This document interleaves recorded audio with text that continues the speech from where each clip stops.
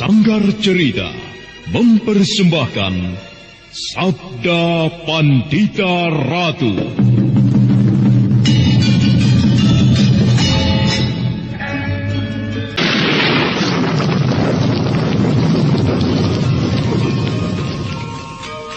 Sabda Pandita Ratu.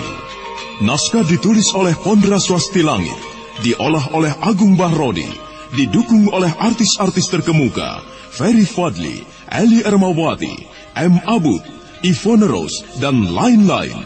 Teknik dan montase Ibing Arifin, dengan sutradara Dian Pertiwi. Sabda Pandita Ratu. Kali ini dalam episode ke-13 dengan judul Senja di Pasetran.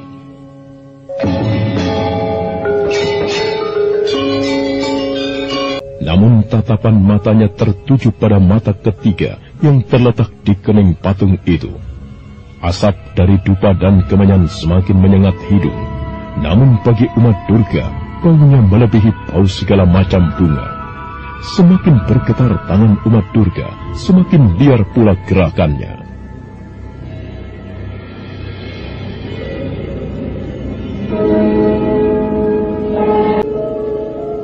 Wahai Hyang Batari, penguasa malam kelam, perempuan itu telah datang untuk membakarmu, menghinamu. Tunjukkan kepadaku, Hyang Batari. Aku harus menemukan perempuan itu sebelum ia menghinamu. Tunjukkan kepadaku di mana perempuan itu berada, Hyang Batari.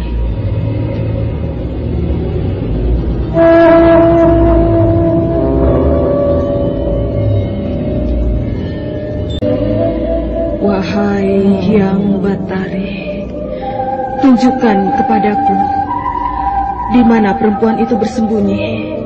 Tunjukkan kepadaku.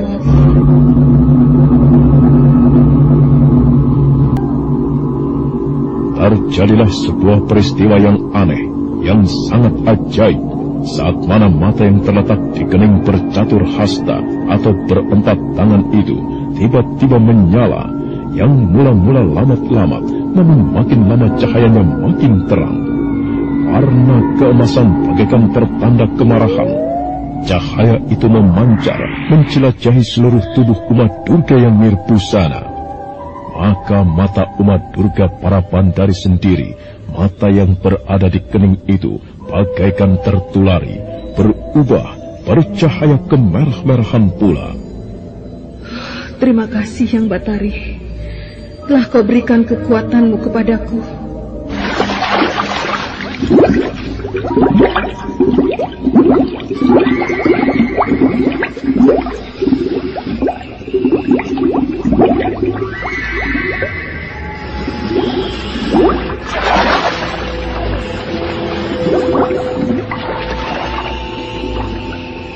Umat Durga kemudian memasukkan kedua tangannya ke dalam jambangan yang berisi air, yang kemudian bergolak. Ada asap yang mengepul lamat-lamat untuk kemudian buyar di busai udara. Umat Durga melepaskan kedua tangannya dan kemudian memandang ke permukaan air yang mulai tenang.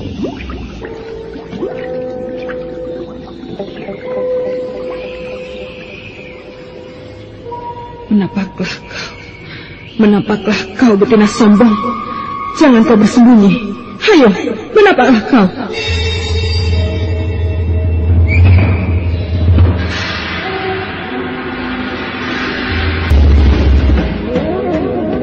Ajaib, di bayangan air di dalam jambangan muncul wajah Pinaka Swasti Ratu yang didampingi Brahmana Loh Gawe. Wajah yang ikut bergerak karena air di dalam jambangan masih juga bergerak. Namun umat Durga mengumpat dengan umpatan yang paling kasar ketika dia tidak melihat latar belakang di mana Pinaka Swasti Ratu dan Loh Gawe berada. Dan peristiwa sebelumnya terulang kembali. Kurang ajar. Tiba-tiba air di dalam jambangan itu bergerak bagaikan hidup dan muncrat mengerai wajahnya. Di dalam bayangan air, bukan lagi wajah Pinaka Swasti Ratu yang tampak, tetapi wajah yang lain, wajah seorang lelaki tua.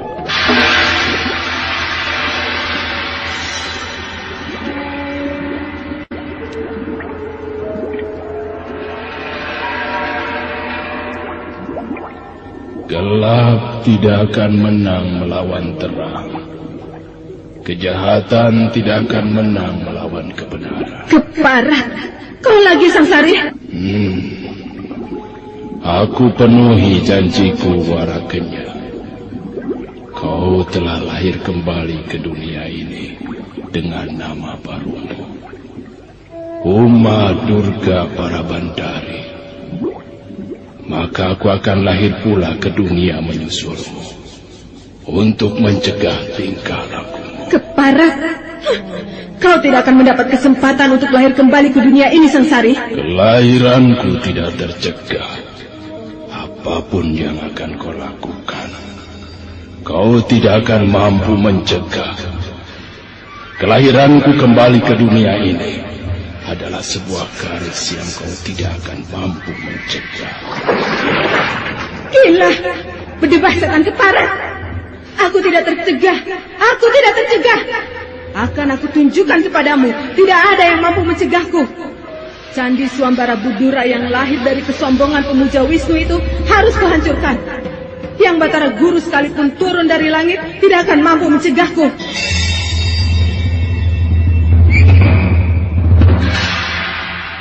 Wajah Uma Durga merah padam, kemarahannya serasa akan meledak di kepalanya. Keparat! Ya!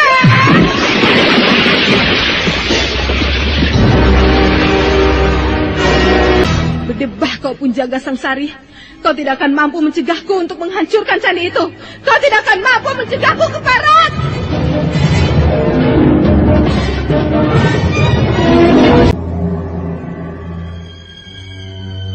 Dahulu kala, di zaman Mataram, niat Warakenya untuk menghancurkan Candi Swambara Budura berantakan karena seorang pujangga tua bernama Sangsari telah menghadangnya. Sekarang, di lain zaman, pujangga yang dibencinya itu mencoba untuk lahir kembali, yang tentunya akan menjadi sandungan dari sepak terjangnya. Uma Durga tersengal. Orang-orang yang malang, nasibmu benar-benar buruk. Aku bermaksud menyelenggarakan upacara persembahan untuk Batara Durga besok malam dengan kalian berlima sebagai tumbalnya. Tetapi aku ubah keputusan itu. Bukan besok malam, tetapi malam ini juga. Kami tidak takut mati, para bandari. Percuma kau menakut-nakuti kami. Kami hanya bersandar pada kekuatan Hyang Batara Agung. Kami tidak takut mati. Kalau kau bermaksud membakar kami, sekarang lakukan. Tidak perlu menunggu malam nanti. Tajam sekali mulutmu.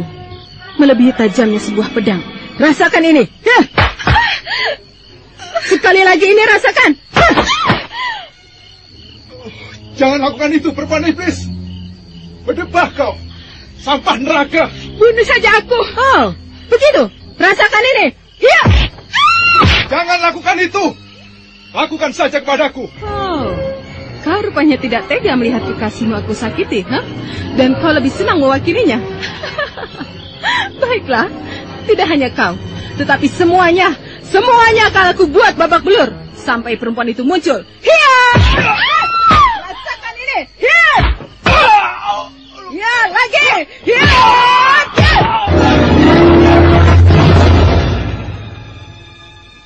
Semakin tidak karuan wujud Panji Parasu yang dihajar babak belur oleh Uma Durga yang harus menumpahkan kemarahannya. Demikian juga dengan Kensiwi Nareswari, Rahastri Kandi, dan Panji Garit atau Paksi Jala Kuning. Wajah mereka menjadi bengap, bahkan darah mengalir di antara sela-sela bibir. Tidak terkecuali Sakya Murti atau bekas tumenggung Murti Wandawa juga mengalami perlakuan serupa. Ayo, pukul lagi dan pukul lagi. Gunakan kekuatanmu yang luar biasa itu untuk melumatkanku. Aku berterima kasih kepadamu kalau aku mati. Dengan demikian, aku terbebas dari siksaan dunia ini. Ayo. Berdebah, rasakan ini. Hiya!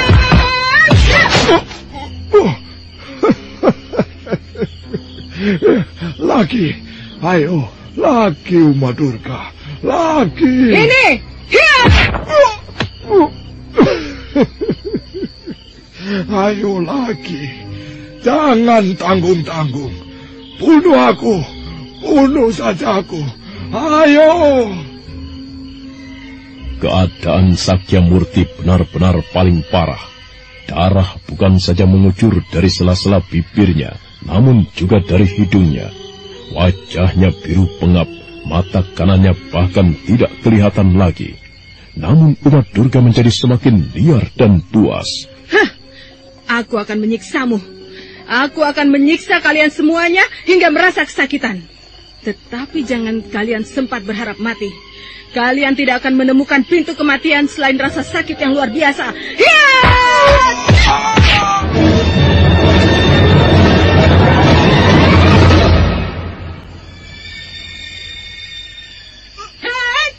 Keparat! Nyai, itu benar-benar biadab. apa yang akan Nyai lakukan? Aku tidak bisa menundanya lagi, Bapak Brahmana. Aku harus segera tampil untuk menyelamatkan mereka. Tidak peduli jika aku yang harus menjadi penukarnya. Sabar dulu, Nyai. Lihatlah.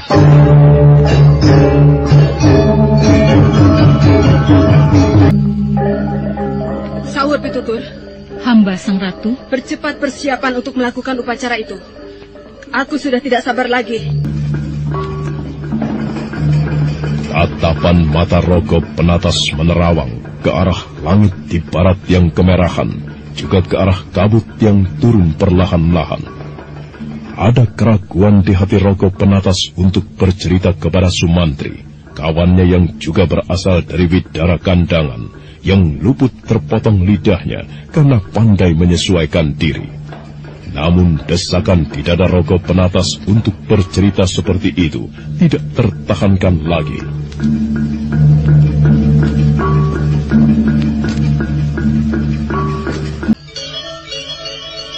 Aku tidak mengerti apa sebenarnya yang sedang kau bicarakan, Rogo Penatas.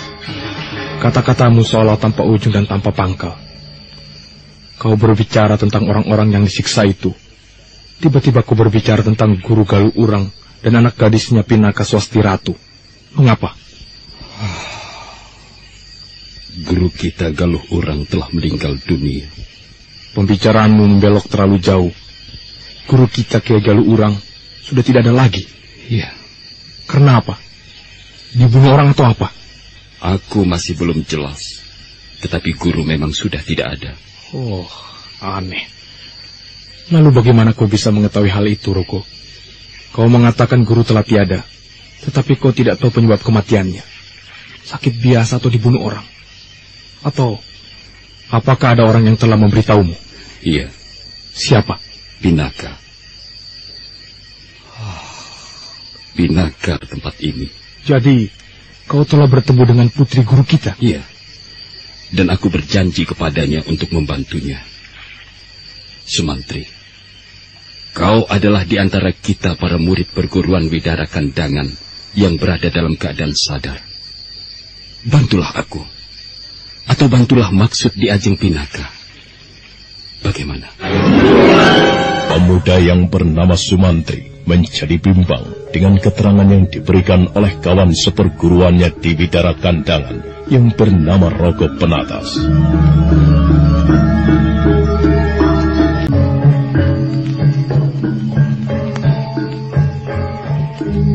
Jadi, benar kau telah bertemu dengan putri guru kita? Iya. Dan aku berjanji kepadanya untuk membantunya. Sumantri, kau adalah di antara kita para murid perguruan Widara Kandangan yang berada dalam keadaan sadar. Bantulah aku. Atau bantulah maksud di Ajeng Pinaka. Bagaimana? Kau tidak sedang bercanda? Apakah kau lihat aku sedang bercanda, Sumantri? Dengar. Orang yang sedang dicari oleh Sang Ratu Uma Durga adalah Di Ajeng Pinaka Swasti Ratu. Sang Ratu marah dan menumpahkan kemarahannya kepada para tawanan itu karena tidak berhasil menemukan Ki Ajeng Pinaka Swasti Ratu. Kau mengerti? Oh, sulit dipercaya. Maksudmu? Setinggi apapun ilmu orang, tidak akan ada yang bisa lepas dari mata sang ratu yang bermata 3 itu. Iya, aku juga merasa sedikit heran. Tetapi perasaanku itu aku kesampingkan. Bersiaplah Sumantri. Kita harus membantu. Kita harus berbuat sesuatu pada saat kekacauan sedang terjadi. Bagaimana? Bukankah kau merasakan kepahitan yang luar biasa di tempat ini? Oh, iya. Iya.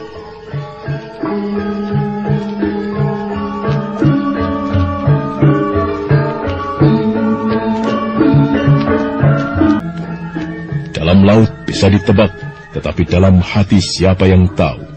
Hal itulah yang luput dari perhatian Rogo Penatas. Rogo Penatas mengira hati Sumantri dan hatinya adalah sama. Rogo Penatas meninggalkan Sumantri yang berdiri termangu. Rogo Penatas berjalan menyelinap di antara orang-orang yang sibuk menumpuk kayu-kayu bakar. Untuk kemudian manakala dia mendapat kesempatan, dia bergegas memisahkan diri dan berlari-lari kecil melalui sebuah jalan setapak sambil mengendap-endap. Beberapa saat kemudian, Rogo Penatas telah sampai di tempat yang dituju.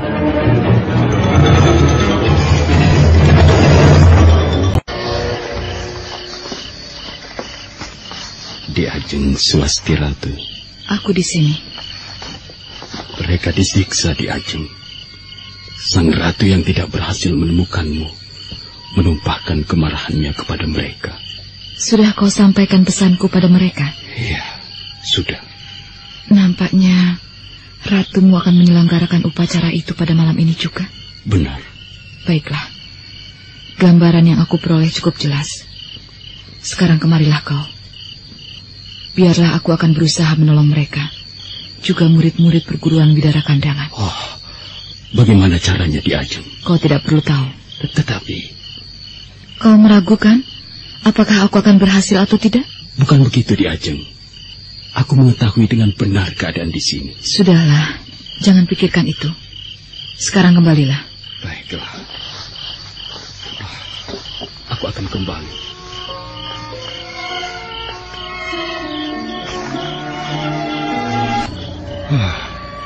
Pertanyaan pemuda itu lagi menggoda hatiku, Nyai. Dengan cara bagaimana Nyai akan menolong mereka? Nyai akan menyebar sirap atau apa? Dengan cara lain, Bapak. Cara yang lain bagaimana, Nyai? Ya, sebelumnya aku akan bertanya. Bagaimana menurut pendapat Bapak dengan bayi yang ada di dalam kandunganku ini?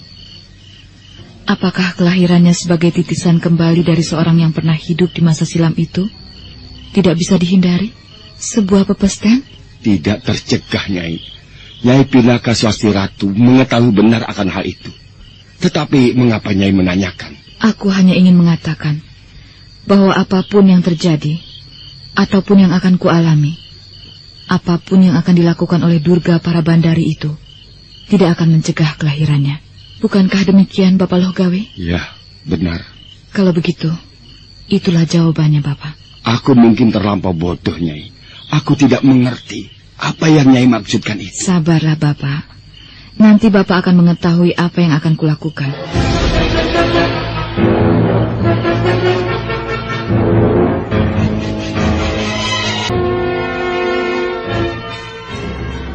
Meskipun Brahmana Lohgawe benar-benar merasa penasaran, tetapi dia tidak mau bertanya lagi. Dia tahu bahwa Pinaka Swasti Ratu tidak akan menjawabnya. Sementara itu, seiring dengan waktu yang bergerak beranjak, kegiatan semakin meningkat. Persiapan upacara aneh telah mendekati selesai. Ken Siwi Nareswari, Rahastri Kandi, Panji Parasu dan Panji Garit serasa akan copot jantungnya. Sedangkan Sakya Murti, lelaki tua itu terlihat acuh tak acuh dengan apapun yang akan terjadi. Bekas tumenggung dari Kediri itu nampak seperti patung batu yang tidak peduli terhadap apapun yang akan terjadi. Nyai, aku akan berbicara. Kau? Apa yang akan kau sampaikan kepadaku, Sumantri? Rogo Penatas telah berkhianat. Apa maksudmu? Rogo Penatas mengetahui orang yang sedang dicari sang ratu. Akan tetapi, ia berpihak kepada orang itu dan tidak melaporkannya. Kau berkata sebenarnya? Iya. Baru saja ia menemuiku, mengatakan hal itu kepadaku. Kau ikut aku. Kita menghadap sang ratu.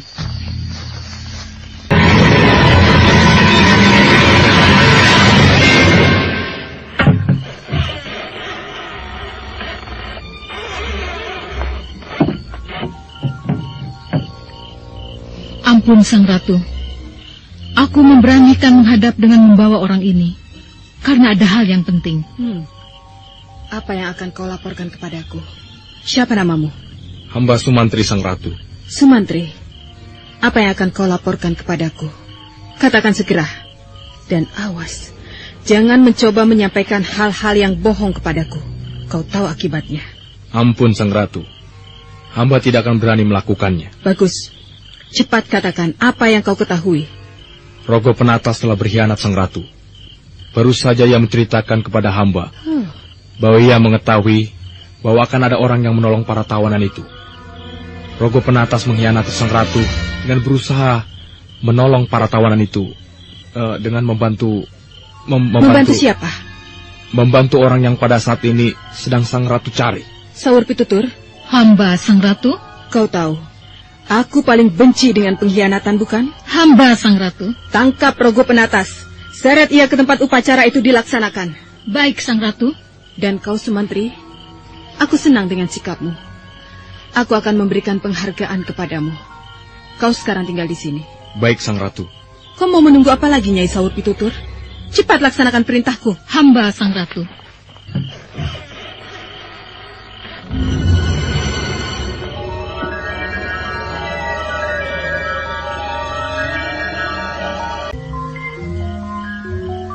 Sumantri. Hamba sang ratu. Kau tahu siapa orang yang sedang aku buru-buru itu? Rogo Penatas bercerita sesuatu padamu? Hamba sang ratu. Orang itu bernama Pinaka Swasti Ratu. Benar. Ia perempuan hamil. Tetapi mengapa Rogo Penatas sampai berkhianat kepadaku? Perempuan itu adalah anak dari guru kami, Nyai Galuh Urang. Mengapa kau tidak ikut Rogo Penatas? Mengapa kau memilih untuk tidak berkhianat kepadaku, Sumantri? Karena hamba menyenangi kehidupan di sini, sang ratu. Bagus. Aku senang jawabanmu. Sekarang laksanakan perintahku. Buka pakaianmu. Aku akan memberikan hadiah untuk kesetiaanmu. Buka pakaianmu. Baik. Dengan gugup, Sumantri yang telah tega menjerumuskan Rogo Penatas itu membuka pakaian. Tatapan mata Uma Durga sulit ditebak apa sebenarnya yang menjadi kehendaknya. Badanmu ternyata hitam legam, Sumantri. Hamba sang ratu. Baik. Sekarang terimalah hadiahmu. Aku senang dan tidak segan-segan untuk memberikan penghargaan kepada siapapun yang berbuat baik kepadaku. Mendekatlah. Baik, sang ratu. Terimalah ini. Hiya!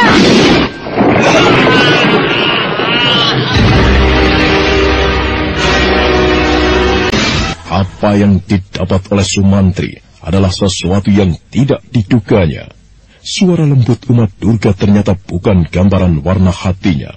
Dengan cepat tangan Uma Durga mencengkram dadanya dan membenam menggapai jantungnya. Sumantri menjerit-jerit kesakitan.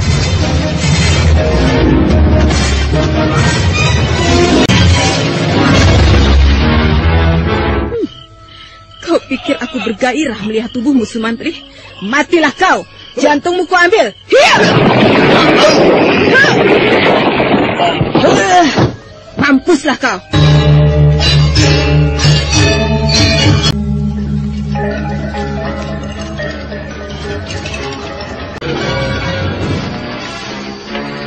Penatas? Mengapa kau terkejut, Rogo Penatas? Apakah karena kau telah melakukan kesalahan yang membuatmu terkejut? Tidak. Aku terkejut karena kau muncul tiba-tiba di belakangku, Nyai. Lalu apa yang kau lakukan di tempat ini? Aku? Apa yang kulakukan di tempat ini? Ya, Apa yang kau lakukan di tempat ini? Aku tidak melakukan apa-apa di sini. Ya, aku tidak melakukan apapun. Aku hanya ingin menyendiri. Baiklah. Sang ratu memanggilmu. Ikut aku.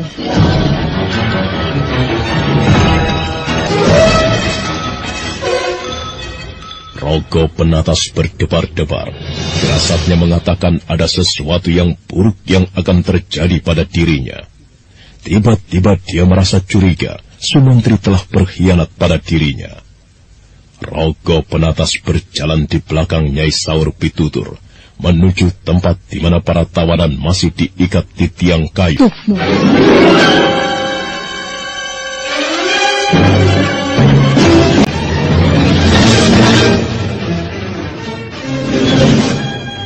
Rogo Penatas terkejut dengan perkataan Nyai Saur Pitutur. Wajahnya mengkerut dan perlahan-lahan berubah warna menjadi merah. Nah, apa yang akan terjadi terhadap Rogo Penatas? Saudara pendengar, untuk mengetahui jawabannya, ikutilah kelanjutan kisah ini dalam seri berikutnya. Sampai jumpa.